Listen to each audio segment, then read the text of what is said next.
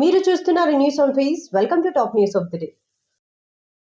ఆంధ్రప్రదేశ్లో విద్యాశాఖ మంత్రి నారా లోకేష్ ఉగాది సందర్భంగా మరో డిఎస్సి నోటిఫికేషన్ విడుదలకు సన్నాహాలు చేపడుతున్నట్లు సమాచారం వెల్లువెత్తుతుంది.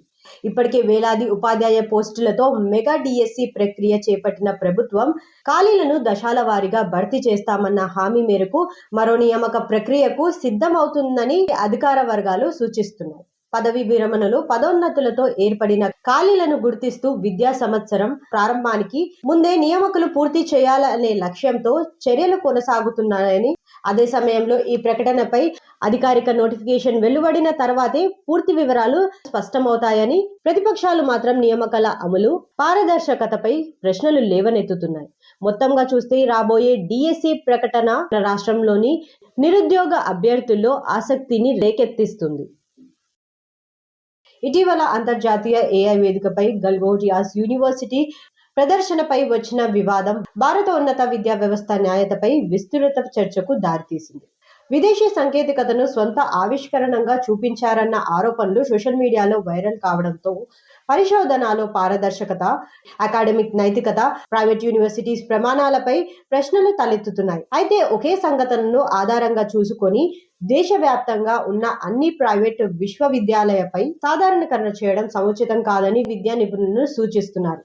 భారతదేశంలో అనేక సంస్థలు ఏఐ, క్వాంటమ్ కంప్యూటింగ్ లాంటి రంగంలో ప్రామాణిక పరిశోధనలు చేస్తుండగా మరికొన్ని సంస్థల్లో మౌలిక సదుపాయాలు, పరిశోధన సంస్కృతి బలోపేతం కావాల్సిన అవసరం ఉందనే విమర్శలు ఉన్నాయి.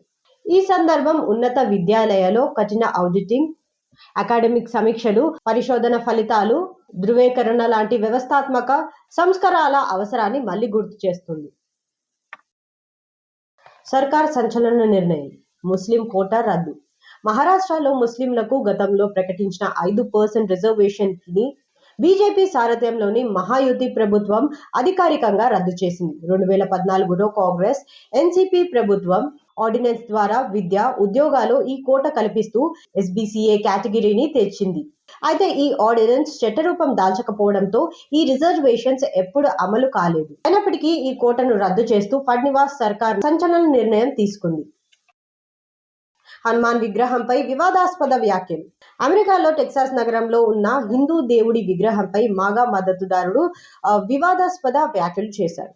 ఈ విగ్రహ ఏర్పాటుని భారతీయ వలసదారుల దండయాత్రకు నిదర్శనమని అభివర్ణిస్తూ ఆయన చేసిన పోస్టులపై తీవ్ర దుమారం రేపుతుంది. టెక్సాస్ షుగర్లాండ్లోని శ్రీ అష్టలక్ష్మి ఆలయంలో 90 అడుగుల హనుమాన్ విగ్రహం ఉంది. స్టాచ్యూ ఆఫ్ యూనియన్ గా పిలిచే ఈ హనుమాన్ విగ్రహం ఉత్తర అమెరికాలోనే అత్యంత ఎత్తైనది.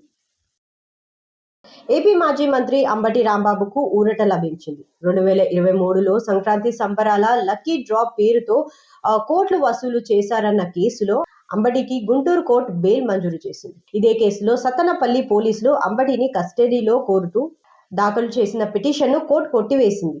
ఇప్పటికే ముఖ్యమంత్రిపై అనుచిత వ్యాఖ్యలు చేసిన కేసులో, పోలీసు విధులకు ఆటంకం కలిగించిన కేసులో అంబటికి బెయిల్ లభించిన విషయం తెలిసిందే.